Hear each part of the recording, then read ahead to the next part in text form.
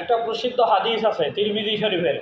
সে হাদিসটার বর্ণনাকারী হযরত আবু হুরায়রা রাদিয়াল্লাহু তাআলা আনহু। আন আবি হুরায়রা রাদিয়াল্লাহু তাআলা আনহু قال হযরত আবু হুরায়রা রাদিয়াল্লাহু তাআলা আনহু বলেন, ক্বালু ইয়া রাসূলুল্লাহ, সাহাবায়ে কেরাম রাসূল সাল্লাল্লাহু আলাইহি সাল্লামকে জিজ্ঞাসা করলেন, হে আল্লাহ রাসূল, মাতা ওয়াজাবাত লাকান নবুয়াত। মাতা মানে কখন, অজাবাত মানে নির্ধারণ হয়, লাকা মানে আপনার উপরে, নবুয়াত মানে নবুয়াত। হে আল্লাহ রাসূল, আপনার উপরে আল্লাহ তাআলার পক্ষ থেকে নবুয়াত কখন নির্ধারিত হয়? ক্বালা, রাসূল সাল্লাল্লাহু আলাইহি সাল্লাম বলছেন যে ওয়াদামা বাইনার রুহি ওয়াল জাসাদ। যখন আদম আলাইহিস সালাম রুহু এবং শরীর আলাদা ছিল, আদম আলাইহিস সালামের রুহু আলাদা ছিল, শরীর আল্লাহ তাআলা তৈরি করে জান্নাতের ভিতরে রাখছেন, কিন্তু সেই শরীরের ভিতরে আদম আলাইহিস সালামের রুহু প্রবেশ করানো হয় নাই। তখন আল্লাহ তাআলার পক্ষ থেকে নবী করিম সাল্লাল্লাহু আলাইহি সাল্লাম নবুয়ত প্রাপ্ত ছিলেন। এটা তিরমিজি শরীফের হাদিস। হযরত আবু হুরায়রা রাদিয়াল্লাহু তাআলা বলেন যে আমরা সাহাবায়ে কেরাম রাসূল সাল্লাল্লাহু আলাইহি সাল্লামকে জিজ্ঞাসা করেন যে মাতা ওয়াজাবাত লাকান নবুয়াত, আপনার উপরে নবুয়াত কখন নির্ধারণ হয়? রাসূল সাল্লাল্লাহু আলাইহি সাল্লাম বলেন ওয়াদামা বাইনার রুহি ওয়াল জাসাদ, যখন আদম আলাইহিস সালামের রুহু এবং শরীর আলাদা ছিল, ঠিক সেই সময়েও আমি নবী ছিলাম। এটা প্রথম একটা কথা, এটা প্রসিদ্ধতা লাভ করেছে এই হাদিস। এরপরে দ্বিতীয় আরেকটা হাদিস, হাফেজ জালালউদ্দিন সুয়ুতী রহমাতুল্লাহ আলাইহি তার বিখ্যাত গ্রন্থ খাসায়েসে কুবরার প্রথম খণ্ডের প্রথমেই একদম শুরুতে হাদিসটা উল্লেখ করেছেন যে হযরতে জিবরাইল আলাইহিস সালাম একদিন রাসূল সাল্লাল্লাহু আলাইহি সাল্লামকে জিজ্ঞাসা করেন মাতা ওয়াজাবাত লাকান নবুয়াত। এই হাদিসের প্রশ্নকারী ব্যক্তি হলেন জিবরাইল আলাইহিস সালাম। জিবরাইল আলাইহিস সালাম নবীকে জিজ্ঞাসা করেন, হে আল্লাহ রাসূল, আপনার নবুয়াত কখন সাব্যস্ত হয় বা আপনি কখন থেকে নবী? অফি রেওয়ায়াতিন কাম উমরুকা ইয়া রাসূলুল্লাহ। এটা বেশি মাশহুর যে জিবরাইল আলাইহিস সালাম রাসূল সাল্লাল্লাহু আলাইহি সাল্লামকে জিজ্ঞাসা করেন, হে আল্লাহ রাসূল, আপনার বয়স কত? নবী করিম সাল্লাল্লাহু আলাইহি সাল্লাম এই প্রশ্নের জবাবে রাসূল সাল্লাল্লাহু আলাইহি সাল্লাম জিবরাইলকে পাল্টা প্রশ্ন করেন যে তোমার বয়স কত? জিবরাইল আলাইহিস সালাম নিজের বয়সের সময় হিসাব রাসূলকে দিতে ব্যর্থ এবং রাসূল সাল্লাল্লাহু আলাইহি সাল্লামের কাছে একটা হিসাব দাঁড় করান যে জিবরাইল আলাইহিস সালাম বলেন যে আমি আমার জন্ম কখন এবং আমার বয়স কত এই পরিপূর্ণ হিসাব আমার জানা নাই, তবে একটা ঘটনা আমার মনে পড়ে। খাসায়েসে কুবরায় জালালউদ্দিন সুয়ুতী রহমাতুল্লাহ আলাইহি লেখেন যে জিবরাইল আলাইহিস সালাম নবী করিম সাল্লাল্লাহু আলাইহি সাল্লামকে বলেন যে আল্লাহ তখন আমাকে সৃষ্টি করলেন, সৃষ্টি করার পরে আমি যখন প্রথম দৃষ্টি আল্লাহ আমাকে দিল, সেই দৃষ্টি মেলেই আল্লাহ তাআলার আরশের নিচে আমার নজর চলে যায় এবং সেই নজরে আমি দেখতে পাই আল্লাহ তাআলার আরশের নিচেই একটা তারকার সাদৃশ্য কোনো বস্তুকণা, এই বস্তু আরশের নিচে বারবার ঘুরতেছিল তাওয়াফ করার মতো। এই বস্তুটা আমি দেখতে পাই এবং এই তারকা বা এই আলোটা ৭০,০০০ বছর আলো আকারে জ্বলছিল, এটা আমি লক্ষ্য করি। এরপরে ৭০,০০০ বছর পার হওয়ার পরে এই তারকাটা, এই আলোটা নিভে যায়। নিভে যাওয়ার পরে আবারও ৭০,০০০ বছর অন্ধকার অবস্থায় ওই আরশের নিচের ওই জায়গাটা অন্ধকারচ্ছন্ন থাকে। এরপর যখন ৭০,০০০ বছর হয়, দ্বিতীয়বার আবারও ওই তারকা সাদৃশ্য আলোর বস্তুকণা আরশের নিচে আবার উদিত হয়, আবার ৭০,০০০ বছর থাকে। আবার ৭০,০০০ বছর যখন শেষ হয়, দ্বিতীয়বার তারকারাজিটা আবার অস্তমিত হয়, নিভে যায়। জিবরাইল আলাইহিস সালাম বলেন আমি এইভাবে এই তারকাটাকে উঠতে আর ডুবে থাকা এই ঘটনাটা দেখছি আমার জীবনে ৭২,০০০ বার। আমি আমার জীবনে এই ঘটনাটা দেখছি ৭২,০০০ বার। এরপরে রাসূল সাল্লাল্লাহু আলাইহি সাল্লামকে বলেন এখন হিসাব করলে পাওয়া যাবে যে আসলে আমি কত বছর আমার বয়স হয়েছে। পাল্টা জিবরাইল আলাইহিস সালাম এই কথা বলার পরে রাসূল সাল্লাল্লাহু আলাইহি সাল্লাম বলেন যে ওই তারকারাজিটা ছিলাম আমি। আল্লাহ তাআলা প্রথম আমাকে সৃষ্টি করে আরশের নিচে ওই আলো বা ওই তারকা আকারে অবস্থান আল্লাহ তাআলা দিয়েছিলেন এবং আমি দুনিয়াতে আসার পরে ওই তারকারাজি ওইখান থেকে সরে গেছে। এখন জিবরাইল আলাইহিস সালাম তুমি দেখো যে ওই তারকারাজি এখন কি আরশের নিচে আছে কিনা। জিবরাইল আলাইহিস সালাম বলেন যে ওই তারকারাজি এখন আর আরশের নিচে দেখা যায় না, কারণ আমি তো দুনিয়াতে এসেছি। এখান থেকে বোঝা যায় রাসূল সাল্লাল্লাহু আলাইহি সাল্লাম হলেন আউয়ালুল খালক। আউয়াল মানে হলো প্রথম, খালক মানে হলো সৃষ্টি। আল্লাহ তাআলার পক্ষ থেকে প্রথম সৃষ্টি হলো নবী করিম সাল্লাল্লাহু আলাইহি সাল্লাম। এটা এটার সমর্থনে অনেক মুফাসসিরিনে কেরাম আয়াত এনেছেন। সূরা হাদীদের প্রথম আয়াত ওয়াল আউয়ালু ওয়াল আখির, যে নবী করিম সাল্লাল্লাহু আলাইহি সাল্লাম হলেন প্রথম, সৃষ্টির ভিতরে প্রথম, এবং নবুয়তের ধারাবাহিকতায় সর্বশেষ পাঠানো হয়েছে। নবুয়তের ধারাবাহিকতায় সর্বশেষ নবী মুহাম্মদ সাল্লাল্লাহু আলাইহি সাল্লামকে পাঠানো হয়েছে। আর আয়াতে যে শব্দটা আল্লাহ তাআলা দিয়েছেন যে হুয়াল আউয়াল, হুয়া মানে তিনি, আউয়াল মানে প্রথম, ওয়াল আখির, আখির মানে শেষ, মানে তিনি প্রথমেই সৃষ্টি হয়েছেন, তবে তাকে পাঠানো হয়েছে নবুয়তের ধারাবাহিকতায় সবার শেষে। এই আয়াতের দ্বিতীয় ব্যাখ্যা হলো হুয়া বলতে আল্লাহ, আল্লাহ তাআলা প্রথম, যখন কিছুই ছিল না তখনও আল্লাহ তাআলা ছিলেন, আল্লাহ তাআলা হলেন প্রথম। এরপরে দ্বিতীয় ব্যাখ্যা হলো আল্লাহ তাআলাই শেষ থাকবেন, যখন সব কিছু ধ্বংস হয়ে যাবে, কিয়ামত হয়ে যাবে, কিয়ামতের পরে যখন আর কিছুই থাকবে না তখনও আল্লাহ তাআলাই থাকবেন। এই কথায় সূরা রহমানে আল্লাহ তাআলা বলছেন কুল্লু মান আলাইহা ফান, যখন সব কিছু ধ্বংস হয়ে যাবে, ওয়াজহু রাব্বিকা যুল জালালি ওয়াল ইকরাম, কুল্লু মান আলাইহা ফান ওয়া ইয়াবকা ওয়াজহু রাব্বিকা যুল জালালি ওয়াল ইকরাম, যখন সব কিছু ধ্বংস হয়ে যাবে তখন একমাত্র মহিমাময় আল্লাহ তাআলাই অবশিষ্ট থাকবেন। এই আয়াতের দুইটা ব্যাখ্যা, একটা হলো নবীর শানে ব্যাখ্যা, আর একটা হলো আল্লাহর শানে ব্যাখ্যা। যে নবীর শানে যদি ব্যাখ্যা হয় তাহলে অর্থটা হবে এরকম, সৃষ্টির ভিতরে প্রথম আল্লাহ তাআলা নবীকে সৃষ্টি করেন, আর নবুয়তের ধারাবাহিকতায় সবার শেষে নবী করিম সাল্লাল্লাহু আলাইহি সাল্লামকে আল্লাহ তাআলা দুনিয়াতে পাঠান।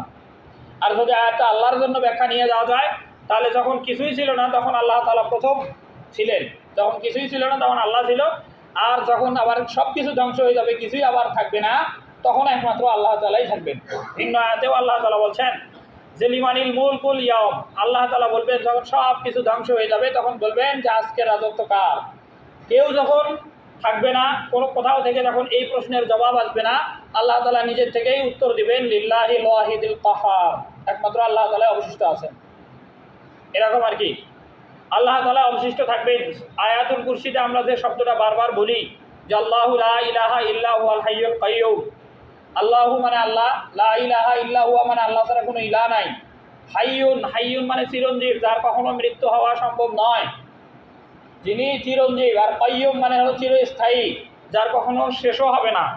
এই কথা আমরা বারবার আয়াতুল কুরসিতে বলি যে আল্লাহু লা ইলাহা ইল্লা হুয়াল হাইয়ুল কাইয়্যুম, আল্লাহ তাআলা এক এবং অদ্বিতীয়, তার কোনো শরীক নাই, তিনি বাদে আর কোনো ইলাহ নাই, উপাস্য নাই, এবং তিনি চিরঞ্জীব এবং চিরস্থায়ী।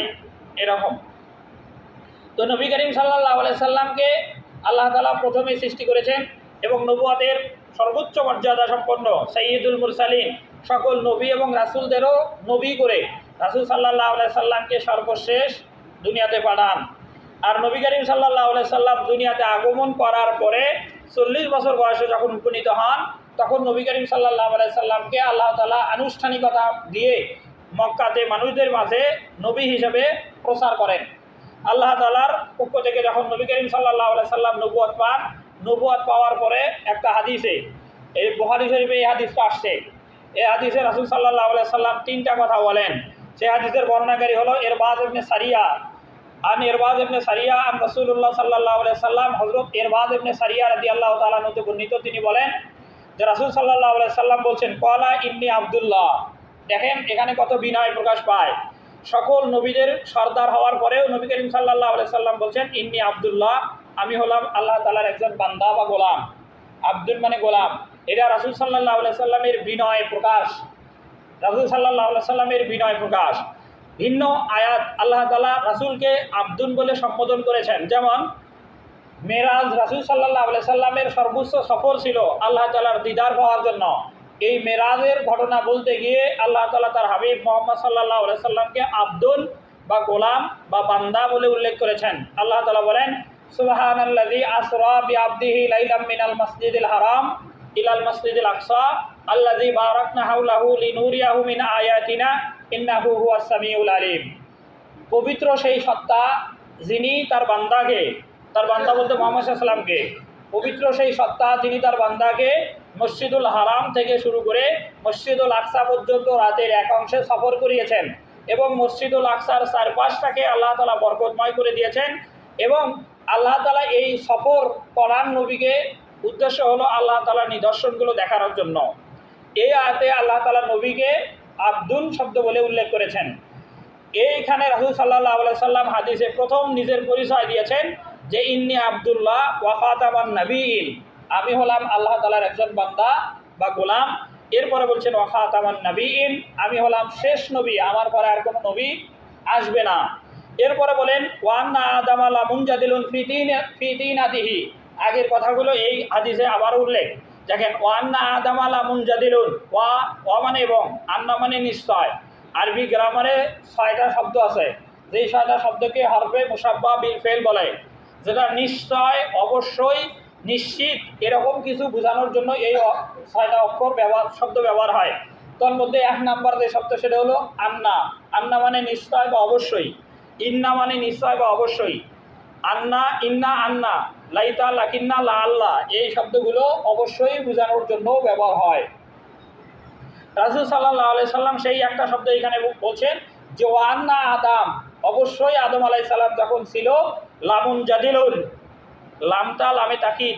লামে তাকিদ বলতে কোনো বিষয়কে তাকিদ দিয়ে দৃঢ়তার সাথে জোর দিয়ে যদি কোনো কিছু বোঝানো হয়, তাহলে ওই শব্দের সাথে অ্যাডজাস্ট আকারে লাম জবরুল্লাহ শব্দটা ব্যবহার হয়।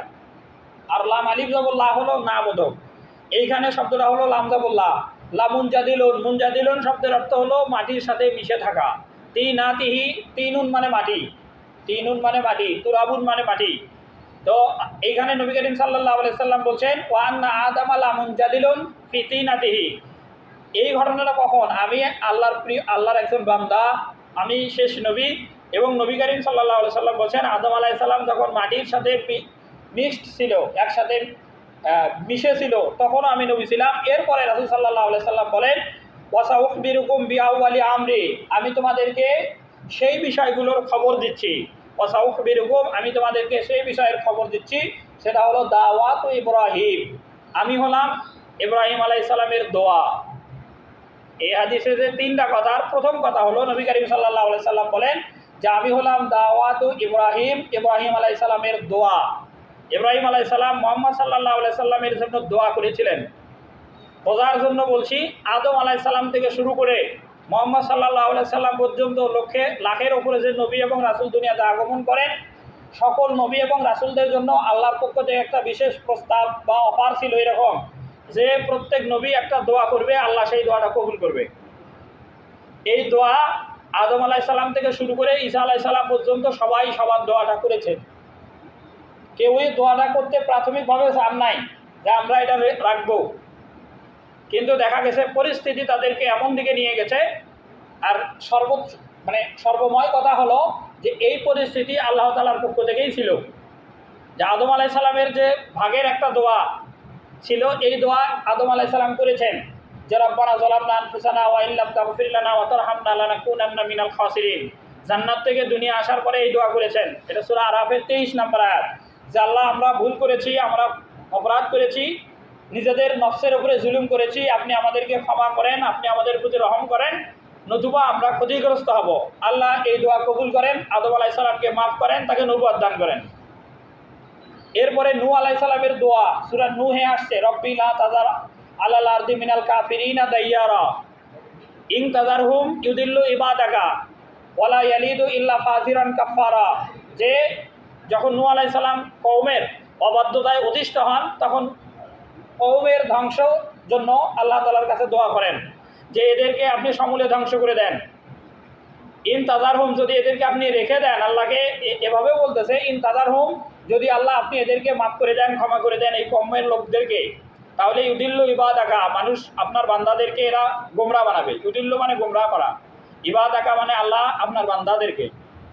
ওয়ালা ইয়ালিদু ইল্লা ফাজিরান কাফারা, এবং এদের যে পরবর্তী সন্তান আওলাদ দুনিয়াতে আসবে, ওয়ালা ইয়ালিদু মানে যে সন্তান জন্ম দিবে না, ইল্লা ফাজিরান, ফাজিরান মানে হলো পাপিষ্ঠ, কাফারা মানে কাফের।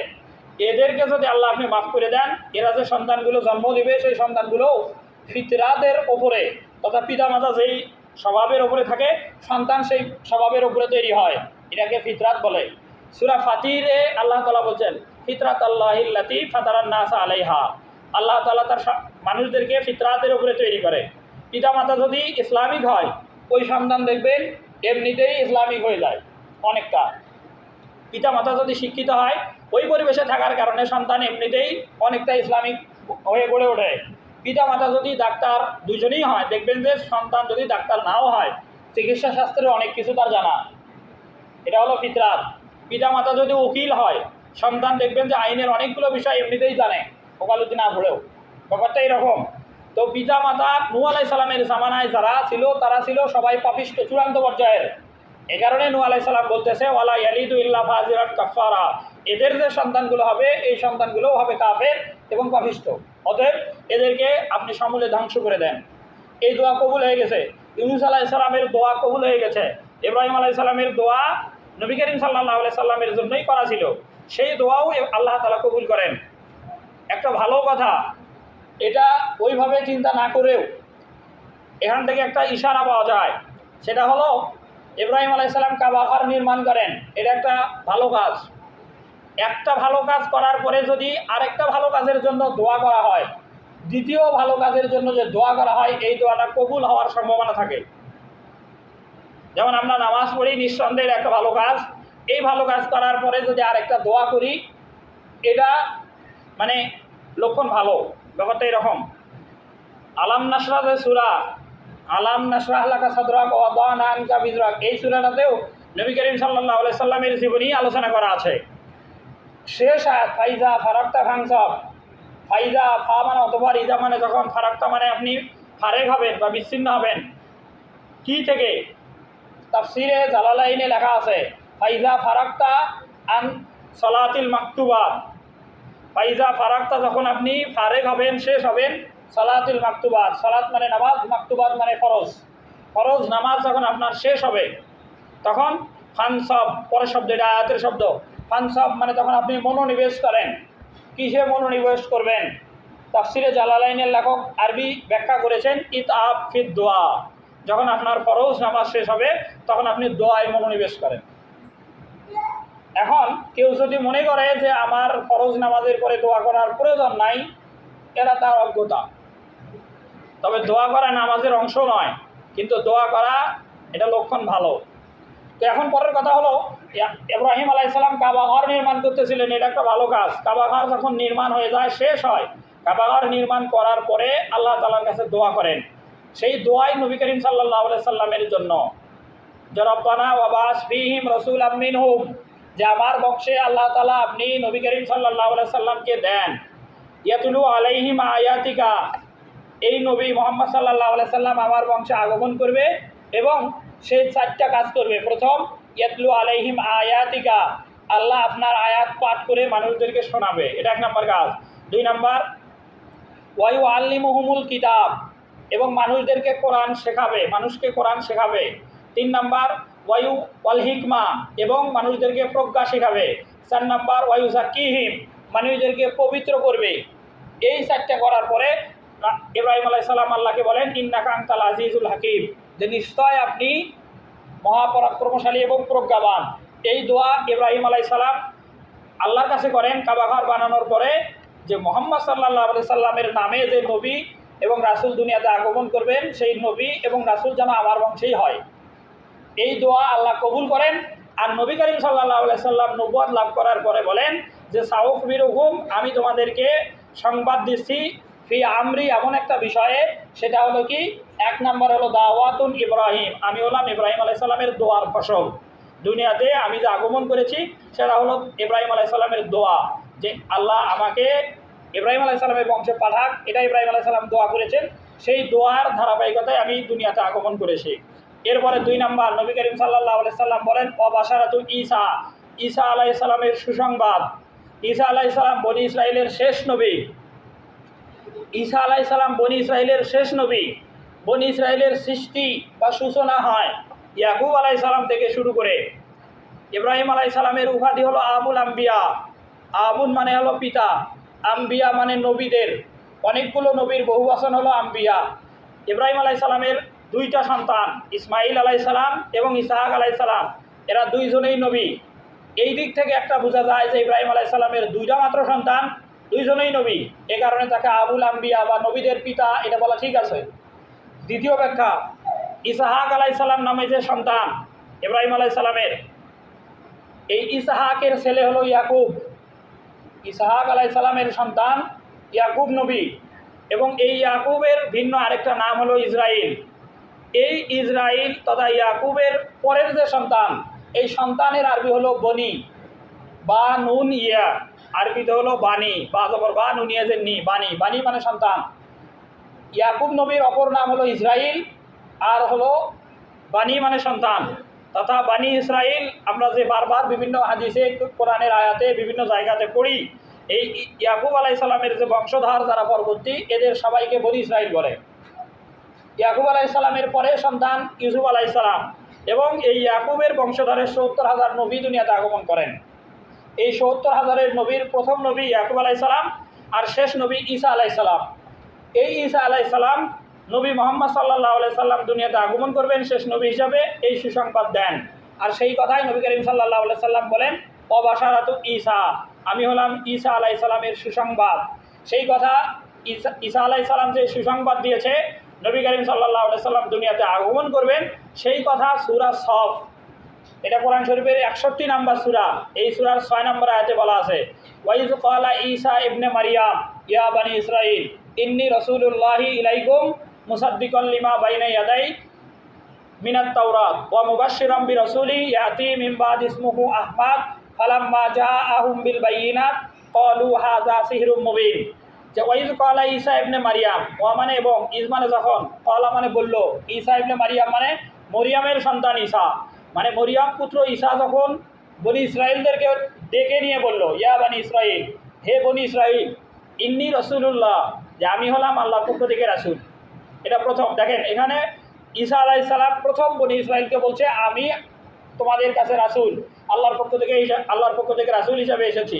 এরপরে বলছে মুসাদ্দিকাল লিমা বাইনা ইয়াদাইয়া মিনাত তাওরাত, আমার আগে, ঈসা নবীর আগে মুসা নবীর কাছে যে তাওরাত কিতাব নাজিল হয়েছিল, সেই তাওরাতের সত্যায়নকারী, যে তাওরাত আল্লাহর পক্ষ থেকে নাজিল হয়েছিল এটা সত্য। মুসা নামের যে নবী এসেছিল তিনিও সত্য নবী ছিলেন, এটার আমি সত্যায়ন করতেছি। এটা ২ নম্বর কথা। প্রথম কথা, আমি আল্লাহর পক্ষ থেকে রাসূল, মুসা আলাইহিস সালাম আল্লাহর পক্ষ থেকে রাসূল ছিল এবং তার কাছে তাওরাত এসেছিল, এটা দ্বিতীয়। আর ৩ নম্বর হলো ওয়া মুবাশশিরাম বিরাসূল, আমি এমন একটা রাসূলের সুসংবাদ দিচ্ছি, ইয়াতি, যে আগমন করবে, মিন বাদি মানে আমার পরে, ইসমুহু তার নাম হবে আহমাদ। এটা সূরা সফের ৬ নম্বর আয়াত, যে আমার পরে একজন রাসূল আসবে, তার নাম হবে আহমাদ, আমি সেই নবীর সুসংবাদ তোমাদেরকে দিচ্ছি।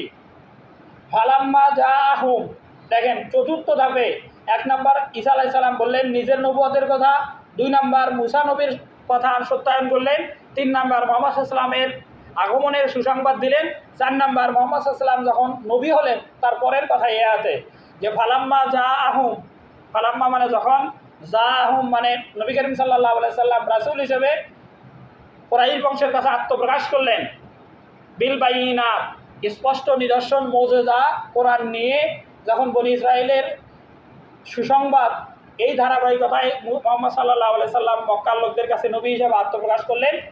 ক্বালু, মক্কার লোকেরা বলল, হাযা সিহরুম মুবিন, এটা সুস্পষ্ট জাদু। এই যে আয়াতে ঈসা আলাইহিস সালাম মুহাম্মদ সাল্লাল্লাহু আলাইহি সাল্লামের আগমনের ব্যাপারে সুসংবাদ দিয়েছেন, নবী করিম সাল্লাল্লাহু আলাইহি সাল্লাম সেই কথা বলেন যে অবাশারাতু ঈসা, আমি হলাম ঈসা আলাইহিস সালামের সেই সুসংবাদ, যে আমি আজকে দুনিয়াতে আসব। এরপরে ৩ নম্বর নবী করিম সাল্লাল্লাহু আলাইহি সাল্লাম বলেন, ওয়া রুইয়াল উম্মি আল্লাতি ওয়াদাতনি, ওয়া রুইয়াল্লাতি, রুইয়া শব্দের অর্থ হলো স্বপ্ন, উম্মি মানে আমার মা, আল্লাতি মানে যিনি, ওয়াদাতনি মানে আমাকে জন্ম দিয়েছেন বা প্রসব করেছেন, আমাকে গর্ভে ধারণ করেছেন। আমি আমার মায়ের স্বপ্ন, এটা নবী করিম সাল্লাল্লাহু আলাইহি সাল্লাম বলেন। যে নবী করিম সাল্লাল্লাহু আলাইহি সাল্লাম যখন মা আমেনার গর্ভে ছিলেন, এই গর্ভে থাকাকালীন সময়ে নবী করিম সাল্লাল্লাহু আলাইহি সাল্লামের মা বারবার স্বপ্ন দেখতেন।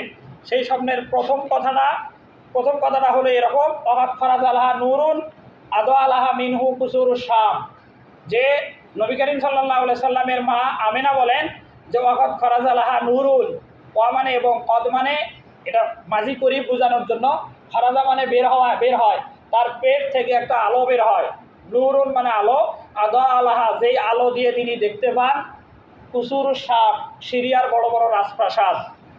এটা হলো মা আমেনার স্বপ্ন, এটা প্রথম। দ্বিতীয় স্বপ্নগুলো হলো নবী করিম সাল্লাল্লাহু আলাইহি সাল্লাম যখন মা আমেনার গর্ভে ছিলেন, তখন তিনি ধারাবাহিকভাবে প্রথম মাস থেকে শুরু করে নবম মাস পর্যন্ত প্রত্যেক মাসেই শুরুতেই নবী করিম সাল্লাল্লাহু আলাইহি সাল্লামের মা আমেনা ধারাবাহিকভাবে স্বপ্ন দেখতেন এবং সেই স্বপ্নে প্রত্যেক মাসেই একজন করে নবী আসতো। প্রথম মাসেই আদম আলাইহিস সালাম আসছিল, এসে মা আমেনাকে লক্ষ্য করে গর্ভের সন্তান নবী মুহাম্মদ সাল্লাল্লাহু আলাইহি সাল্লামকে লক্ষ্য করে সালাম দেন এবং এভাবে তার শব্দটা বলেন যে মারহাবান বিকা ইয়া মুস্তাফা। মারহাবান মানে স্বাগতম, অভিনন্দন। ইয়া মুস্তাফা, মুস্তাফা শব্দের অর্থ হলো নির্বাচিত। কোরআন শরীফে আয়াত আসছে যে আলহামদুলিল্লাহ ওয়া ইবাদিহিল্লাযিনা ইসতাফা। আলহামদুলিল্লাহ মানে প্রশংসা আল্লাহর জন্য, ওয়া ইবাদিহি ওয়া মানে এবং ইবাদিহি মানে আল্লাহর বান্দা, আল্লাযিনা মানে যিনি, নাস্তাফা এই নাস্তাফা শব্দের অর্থ হলো যে আল্লাহর পক্ষ থেকে নির্বাচিত। যে নবী মুহাম্মদ সাল্লাল্লাহু আলাইহি সাল্লাম আল্লাহর পক্ষ থেকে নির্বাচিত, তাকে লক্ষ্য করে আদম আলাইহিস সালাম যখন মা আমেনার গর্ভে নবী করিম সাল্লাল্লাহু আলাইহি সাল্লাম কেবল 1 মাস, সেই সময়ে তাকে সালাম দেন। একইভাবে দ্বিতীয় মাসে সালাম দেন শীষ আলাইহিস সালাম, তৃতীয় মাসে সালাম দেন ইদ্রিস আলাইহিস সালাম, চতুর্থ মাসে গর্ভকালীন অবস্থাতেই নূহ আলাইহিস সালাম এসে নবী করিম সাল্লাল্লাহু আলাইহি সাল্লামকে ধারাবাহিকভাবে সালাম দেন। পঞ্চম মাসে হুদ আলাইহিস সালাম, ষষ্ঠ মাসে ইব্রাহিম আলাইহিস সালাম, সপ্তম মাসে ইসমাইল আলাইহিস সালাম, অষ্টম মাসে মুসা আলাইহিস সালাম, নবম মাসে ঈসা আলাইহিস সালাম।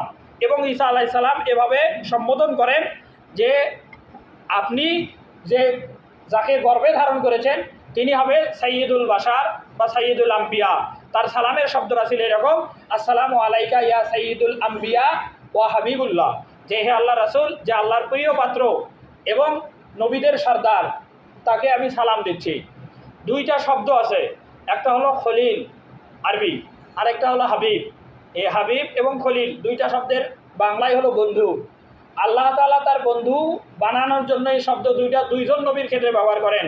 ইব্রাহিম আলাইহিস সালামের শানে ব্যবহার করেন খলিল, আর মুহাম্মদ সাল্লাল্লাহু আলাইহি সাল্লামের শানে ব্যবহার করেন হাবিব। খলিল এবং হাবিব এই দুইটা বন্ধুর ভিতরে তফাৎ আছে। যার সাথে বন্ধুত্ব করা হয় শুধুমাত্র নেওয়ার জন্য, আবার বলছি, যে বন্ধুত্ব করা হয় শুধুমাত্র নেওয়ার জন্য, এমন বন্ধুত্বের আরবি হলো খলিল। যে আমি আপনার সাথে বন্ধুত্ব করব, আপনার কাছ থেকে সর্বরকমের সহযোগিতা আমি নেব, আমি আপনাকে কিছুই দেবো না। যদি একতরফা এরকম হয় শুধু নেওয়ার জন্য বন্ধুত্ব, এই বন্ধুর আরবি হলো খলিল। আর আপনার বিশেষ কোনো কারণে আপনার সাথে আমার বন্ধুত্ব এমন যে আপনি আমাকে কিছুই দেন আর না দেন এটা কথা না, আমি আপনাকে সব দেব। বন্ধুত্ব যদি এরকম হয় যে আমি আপনাকে সব দেব, তাহলে সেই বন্ধুর আরবি হলো হাবিব। ইব্রাহিম আলাইহিস সালামের শানে যে আল্লাহর পক্ষ থেকে যে শব্দটা, সেটা হলো খলিল। যে ইব্রাহিম আলাইহিস সালামের দেখেন, ইব্রাহিম আলাইহিস সালামের সারা জীবনে বেঁচেই ছিলেন 150 বছর, আর 86 বছর বয়সে প্রথম সন্তান ইসমাইল আলাইহিস সালাম অনেক দোয়ার পরে হয়। সূরা সফফাতে আল্লাহ তাআলা বলছেন রব্বি হাবলি মিনাস সালিহিন, এই দোয়া ইব্রাহিম আলাইহিস সালাম করেন সন্তানের জন্য। 86 বছর তখন বয়স, এই 86 বছর বয়সে তার সন্তান হয়। আর এই সন্তান হওয়ার পরে সূরা ইব্রাহিমের 37 নম্বর আয়াতে আছে, যখন সন্তান ভূমিষ্ঠ হয় তখন আল্লাহ তাআলার পক্ষ থেকে হুকুম হয় যে এই সন্তান এবং তার মাকে মক্কায় রেখে আসো। এটা আল্লাহ তাআলা পরীক্ষা স্বরূপ ইব্রাহিম আলাইহিস সালামের কাছ থেকে নিল। এরপরে যখন ফালাম্মা বালাগা মাহু সাইয়া, একটা হাঁটার মতো বয়সে পৌঁছে, তখন ইব্রাহিম আলাইহিস সালামের এই সন্তানকে জবেহ করার জন্য মানে স্বপ্নযোগে ওহী করেন। নবীদের ওহী হওয়ার যে মাধ্যমগুলো ছিল, স্বপ্নের মাধ্যমে ওহী হতো। বুখারী শরীফের প্রথম খণ্ড কিতাবুল ওহীতে হাদিস আসছে যে 7 পদ্ধতিতে নবীদের কাছে ওহী হয়। তার মধ্যে একটা হলো ফিল মানাম, ঘুমের ভিতরে স্বপ্নে নবীরা যে প্রত্যাদেশ পায়, এটা ওহী। আর ইব্রাহিম আলাইহিস সালাম বলেন ইন্নি আরা ফিল মানাম, যে আমি স্বপ্নে দেখেছি ইন্নি আসবাহু, যে তোমাকে জবেহ করতেছি। এইভাবে পরবর্তীতে ইব্রাহিম আলাইহিস সালাম তার সন্তানকে নেন। এরপরে ইব্রাহিম আলাইহিস সালামকে অগ্নিকুণ্ডে নিক্ষেপ হওয়ার মতো এরকম পরীক্ষা নেন। এগুলো মানে ইব্রাহিম আলাইহিস সালাম আল্লাহর সাথে যে বন্ধু, সব কিছু ইব্রাহিম আলাইহিস সালাম থেকে আল্লাহ নিয়েছেন। আর নবী করিম সাল্লাল্লাহু আলাইহি সাল্লামকে আল্লাহ তাআলা এত কিছু দিয়েছেন, যেমন হাউজে কাউসার, ইন্না আতাইনা কাল কাউসার, যে আমি আপনাকে হাউজে কাউসার দিয়েছি। তারপরে রাসূল সাল্লাল্লাহু আলাইহি সাল্লাম মুতাওয়াতির হাদিসে বলছেন যে শাফাআতি আহলিল কাবায়ের, উম্মতের ভিতরে যারা কবিরা গুনাহ করে এমন লোকদের জন্য নবী করিম সাল্লাল্লাহু আলাইহি সাল্লাম শাফাআত করবেন। ওয়ালা সাউফা ইউতিকা রাব্বুকা ফাতারদা, সূরা দুহাতে আয়াত আসছে যে ওয়ালা সাউফা ইউতিকা মানে নবী আপনাকে দেব, ফাতারদা মানে আপনি সন্তুষ্ট হবেন। এটা হলো যখন কিয়ামত হবে, এরপরে যখন হাসরে হিসাব হবে, জান্নাতীরা জান্নাতে যাবে, জাহান্নামীরা জাহান্নামে যাবে। নবী করিম সাল্লাল্লাহু আলাইহি সাল্লামকে যখন জান্নাতের যাওয়ার জন্য বলা হবে, তখন নবী করিম সাল্লাল্লাহু আলাইহি সাল্লাম দেখবেন যে উম্মতে মুহাম্মাদের ভিতরে বিরাট একটা অংশ তারা জাহান্নামী হয়ে গেছে। নবী করিম সাল্লাল্লাহু আলাইহি সাল্লাম আল্লাহর কাছে বারবার শাফাআত করবেন যে আমার উম্মতদেরকে মানে জাহান্নাম থেকে রক্ষা করা হোক, জাহান্নাম থেকে তাদেরকে মাফ করে দিয়ে তাদেরকে জান্নাতি বানানো হোক। আল্লাহ তাআলা সেই কথা বলছেন যে ওয়ালা সাউফা ইউতিকা রাব্বুকা ফাতারদা, আপনার শাফাআতে এত অধিক সংখ্যক লোককে জান্নাত দান করা হবে যে আপনি সন্তুষ্ট হবেন। এইভাবে আল্লাহ তাআলা নবীকে দিয়েছেন। এগুলো হলো হাবিব। তো এই হাদিসে যে তিনটা কথা ছিল, প্রথম ছিল যে নবী করিম সাল্লাল্লাহু আলাইহি সাল্লাম বলেন আমি হলাম তিনটা বিষয়। একটা হলো দাওয়াতুন ইব্রাহিম, ইব্রাহিম আলাইহিস সালামের দোয়া ফসল। 2 নম্বর হলো বাশারাতুল ঈসা, ঈসা আলাইহিস সালামের দোয়া মানে সুসংবাদ। আর 3 নম্বর হলো ওয়ারু ইয়া উম্মি আল্লাতি ওয়াদাতনি, যে আমার মা আমাকে গর্ভ থাকাকালীন সময় যে স্বপ্ন দেখেছিল সেই স্বপ্নের বাস্তব হলাম আমি। তখন নবী করিম সাল্লাল্লাহু আলাইহি সাল্লাম নবুয়ত যখন পান, তখন আল্লাহ তাআলা বলেন যে লাকাদ জাআকুম রাসূলুম মিন আনফুসিকুম, লাকাদ জাআকুম মানে তোমাদের কাছে এসেছে, রাসূলুম মিন, রাসূলুন মানে রাসূল, একজন রাসূল এসেছে, মিন আনফুসিকুম মানে তোমাদের মধ্য থেকেই তোমাদের কাছে একজন রাসূল এসেছেন। আজিজুন আলাইহি মা আনিতুম হারিস, আজিজুন আলাইহি তিনি তোমাদের গুনাহের ব্যাপারে অনেক বেশি চিন্তিত, এবং হারিসুন আলাইকুম তোমাদের ব্যাপারে অনেক আশাবাদী। কি হেদায়েতের ব্যাপারে? তাফসীরে জালালাইনে আসছে যে উম্মতেরা সবাই হেদায়েত পাক, এর ব্যাপারে রাসূল পরিপূর্ণ আশাবাদী ছিলেন। এরপরে আল্লাহ তাআলা বলেন ফাইন তাওয়াল্লাহ, যে এরপরেও যদি তারা মুখ ফিরিয়ে নেয় তাহলে মানুষের ব্যাপারে নবীর কিছু করার থাকবে না। এ কারণে একজন মানুষ, একজন উম্মতে মুহাম্মাদী হিসাবে আমাদের অবশ্যই অনুকরণীয় আদর্শ হলো রাসূল সাল্লাল্লাহু আলাইহি সাল্লাম। রাসূলের প্রত্যেকটা জীবনের কর্মকে জেনে বুঝে ঠিক সেই মাফিক যদি আমরা আমল করতে পারি, তাহলেই পরকালে রাসূল সাল্লাল্লাহু আলাইহি সাল্লামের পাশে অবস্থান, শাফাআত এবং রাসূল সাল্লাল্লাহু আলাইহি সাল্লামের প্রিয় আমরা হতে পারবো। আল্লাহ তাআলা আমাদেরকে রবিউল আউয়াল মাসে রাসূল সাল্লাল্লাহু আলাইহি সাল্লামের জীবনের প্রত্যেকটা দিক এবং বিভাগ যথাযথভাবে জেনে বুঝে আমলের মাধ্যমে রাসূলের প্রকৃত উম্মত হওয়ার তৌফিক আল্লাহ তাআলা আমাদের সকলকে দান করুক। সকল বলে আল্লাহুম্মা আমিন। যারা পরে আসলাম সুন্নাত নামাজ পড়ি।